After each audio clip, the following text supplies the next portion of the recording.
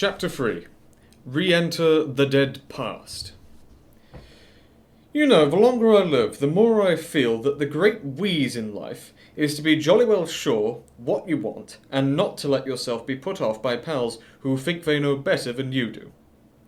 When I had announced at the drones on my last day in the metropolis that I was retiring to this secluded spot for an indeterminate period, practically everybody had begged me, as you might say, with tears in their eyes, not to dream of doing such a cloth-headed thing.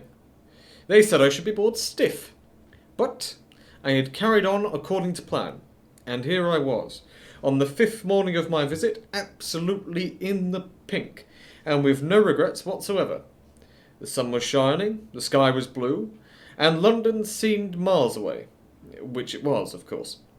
I wouldn't be exaggerating if I said that a great peace enveloped the soul.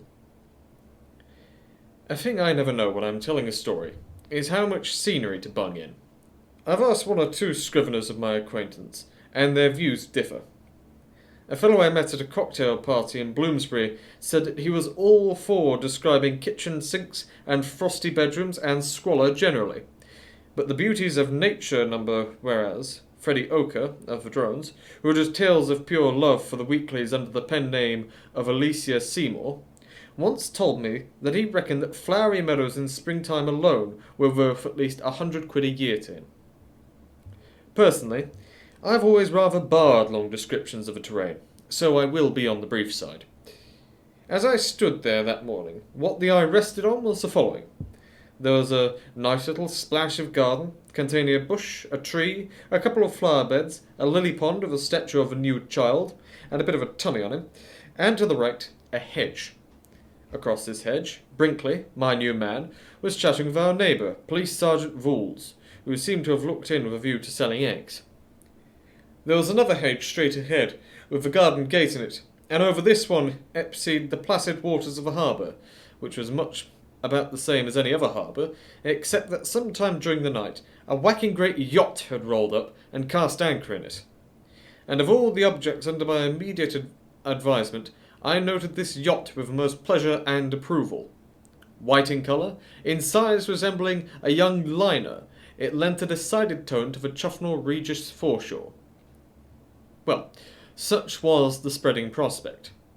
Add a cat sniffy at a snail on the path, and me at the door smoky a gasper, and you have the complete picture. Well, no, I'm wrong. Not quite the complete picture, because I had left the old two-seater in the road, and I could just see the top part of it. And at this moment, the summer stillness was broken by the tooting of its horn, and I buzzed to the gate with all possible speed, for fear some fiend in human shape was scratching my paint. Arriving at destination, I found a small boy in the front seat, pensively squeezing the bulb, and I was about to administer one on the side of the head, when I recognised Chuffy's cousin, Seabury, and stayed the hand. "Hello," he said. "What ho?" I replied. My manner was reserved. The memory of that lizard in my bed still lingered. I don't know if you have ever leaped between the sheets, all ready for a spot of sleep, and received an unfortunate lizard up the left pyjama leg. It is an experience that puts its stamp on a man. And while, as I say, I had no legal proof that this young blighter had been the author of the outrage, I entertained suspicions that were tantamount to certainty. So now I not only spoke with a marked coldness, but also gave him the fairly frosty eye. It didn't seem to jar him. He continued to regard me with that supercilious gaze which had got him so disliked among the right-minded. He was a smallish, freckled child with aeroplane ears, and he had a way of looking at you as if he were something he had run into in the course of a slumming trip. In my rogues' galley of repulsive small boys, I suppose he would come about third. Not quite so bad as my Aunt Agatha's son, young Foss, or Mr. Blumenfeld's junior, but well ahead of little Sebastian Moon, my Aunt Dahlia's bonzo, and the field. After staring at me for a moment as if he were thinking that I had changed for the worse since he had last saw me, he spoke. "You're to come to lunch." Is Chuffy back then? "Yes." Well, of course, if Chuffy had returned, I would be at his disposal. I shouted over the hedge to Brinkley that I would be absent from the midday meal, and climbed into the car and we rolled off. When did he get back? Last night. Shall we be lunch alone? No. Who's going to be there? Mother, and me, and some people. A party? I'd better go back and put on another suit. No. You think this one looks all right? No, I don't. I think it looks rotten, but there isn't time. This point settled, he passed into the silence for a while. A brooding kid. He came out of it to give me some local gossip. Mother and I are living at the Hall again. What? Yes, there's a smell at the Dower House. Even though you've left it, I said, in my keen way. He was not amused. You needn't try to be funny. If you really want to know, I expect it's my mice. Your what? I've started breeding mice and puppies, and of course they nip a bit, he added in a dispassionate sort of way. But Mother thinks it's the drains. Can you give me 5 shillings? I simply couldn't follow his train of thought.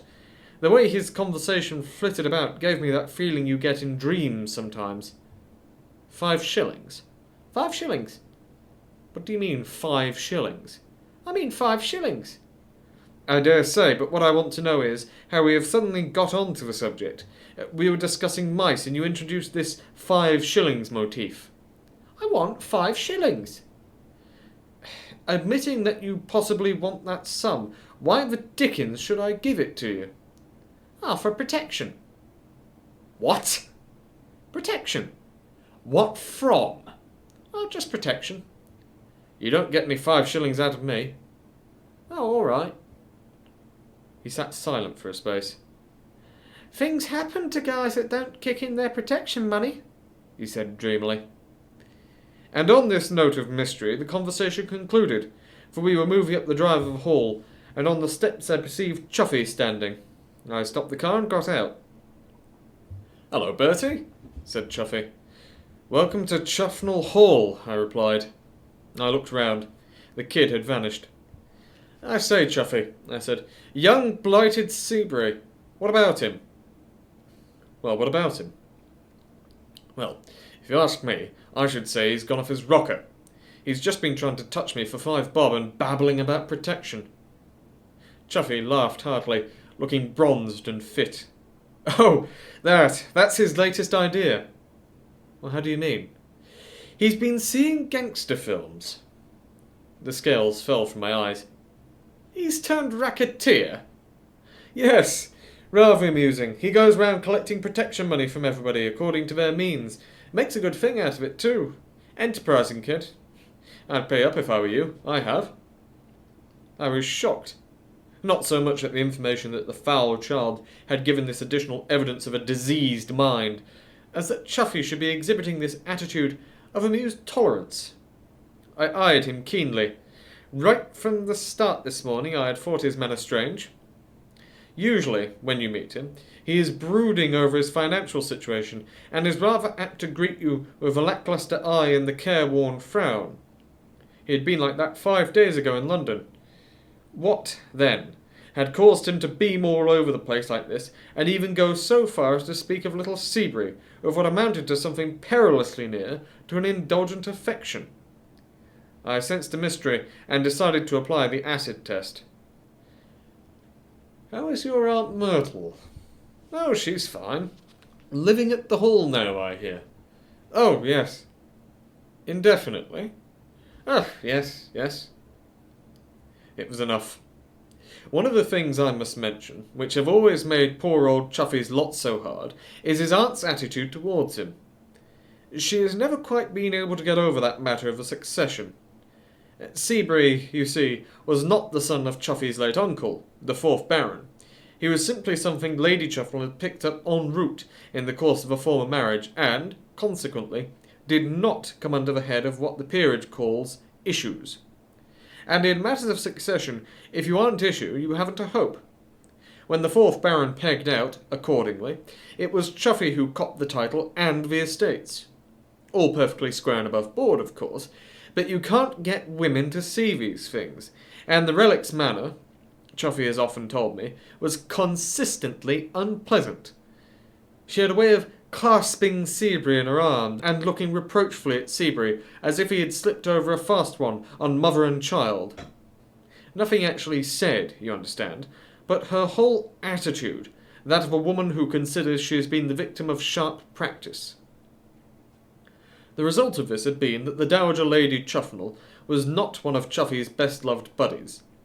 Their relations had always been definitely strained, and what I'm driving at is that, usually, when you mention her name, a look of pain comes into Chuffy's clean-cut face, and he winces a little, as if he had probed an old wound. Now, he was actually smiling. Even that remark of mine about her living at the Hall had not jarred him. Obviously, there were some mysteries here. Something was being kept from Bertram. I tackled him squarely. "Chuffy," I said, "what does this mean?" "What does what mean?" "This bally cheeriness. You can't deceive me. Not old Hawkeye Wooster.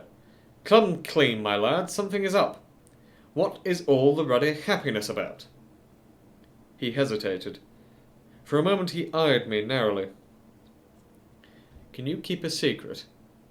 "No." "Well, it doesn't matter much, because it'll be in the Morning Post in a day or two." "Bertie," said Chuffy in a hushed voice, "do you know what's happened? I'm getting Aunt Myrtle off this season." "You mean somebody wants to marry her?" "I do." "Who is this half-wit?" "Your old friend, Sir Roderick Glossop." I was stupefied. "What?" I was surprised too. "But old Glossop can't be contemplating matrimony." "Oh, why not? He's been a widower more than 2 years." "Oh, I dare say it's possible to make up some kind of a story for him. But what I mean is, he doesn't seem to go with orange blossoms and wedding cake." "Well, there it is." "Oh, I'm dashed." "Yes. Well, there's one thing, Chuffy, old man. This means that little Seabury will be getting a really testing stepfather, and old Glossop just as stepson I could have wished him. Both have been asking for something on these lines for years. But fancy any woman being mad enough to link her lot with his. Our humble heroines. I wouldn't say the heroism was all on one side. About 50-50, I should call it. There is lots of good in this Glossop, Bertie." I couldn't accept this. It seemed to me loose thinking. "Are you going a bit far, old man? Admitted that he is taking your Aunt Myrtle off your hands, and Seabury. And Seabury, true. But even so, would you really say there was good in the old pest? Remember all the stories I've told you about him from time to time. They show him in a very dubious light." "Well, he's doing me a bit of good anyway. Do you know what it was he wanted to see me about so urgently that day in London?" "What?" "He's found an American he thinks he can sell the Hall to." "Not really?" "Yes. If all goes well, I shall at last get rid of this blasted barracks and have a bit of money in my pocket. And all the credit will be due to Uncle Roderick, as I like to think of him. So, you will kindly refrain, Bertie, from nasty cracks at his expense, and, in particular, from mentioning him in the same breath with young Seabury. You must learn to love Uncle Roddy, for my sake." I shook my head. "No, Chuffy, I fear I cannot recede from my position." "I'll go to hell, then," said Chuffy agreeably. "Personally, I regard him as a life-saver." "But are you sure this thing is going to come off? What would this fellow want with a place the size of the Hall?" "Oh, that part is simple enough. He's a great pal of old Glossop, and the idea is that he shall put up the cash and let Glossop run the house as a sort of country club for his nerve patients." "Well, why doesn't Glossop simply rent it from you?" "My dear ass, what sort of state do you suppose the place is in these days? You talk as if you could open it and step straight into it. Most of the rooms haven't been used for 40 years. It wants at least 15,000 quid spent in it to put it in repair. More, besides new furniture, fittings, and so on. If some millionaire like this chap doesn't take it on, I shall have it on my hands for the rest of my life." "Oh, he's a millionaire, is he?" "Yes, that part of it is all right. All I'm worrying about is getting his signature on the dotted line. Well, he's coming at lunch today, and it's going to be a good one too. He's apt to soften up a good bit after a fat lunch, isn't he? unless he's got dyspepsia. Many American millionaires have. This man of yours may be one of those fellows who can't get outside the more than a glass of milk and a dog biscuit." Chuffy laughed jovially. "Not much. Not old Stoker." He suddenly began to leap about like a lamb in the spring season. "Hello, hello, hello." A car had drawn up at the steps and was discharging passengers. Passenger A, J. Washburn Stoker. Passenger B, his daughter, Pauline. And passenger C, his young son Dwight, with passenger D, Sir Roderick Glossop.